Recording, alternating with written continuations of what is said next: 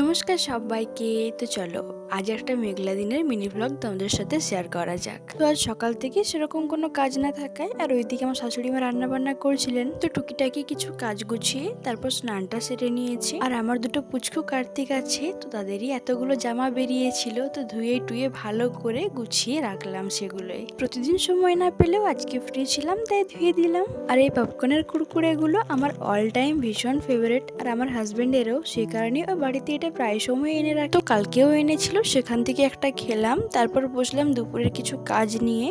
আর কাজটা অর্ধেকটা ছাড়া হতে না হতেই চলে এসেছে আমার হাজবেন্ড, আর ওর কাজ থেকে এসে ভীষণ ঘুম পেয়েছে, তাই আমার কাজটা ফেলে রেখেই ও আর আমি করে চলে গিয়েছিলাম খাবার খেতে, কারণ না খেয়ে তো ঘুমোতে দেওয়া যাবে না। আর আজকে লাঞ্চে ছিল মাছের ডিম, মূলো আর বেগুন দিয়ে একটা তরকারি, আরো অনেক কিছু ছিল, কিন্তু এই তরকারিটা আমার ভীষণ ভালো লেগেছে। তারপর খাওয়া দাওয়া সেরে অনেক কটা জামা প্যান্ট শুকিয়ে গিয়েছিল, তো সেগুলোই তুলে এনে গুছিয়ে গাছিয়ে রাখলাম। তারপর নিজের ফেলে রাখা কাজটাকে কমপ্লিট করে একটা টানা ঘুম দিলাম। তো টাটা।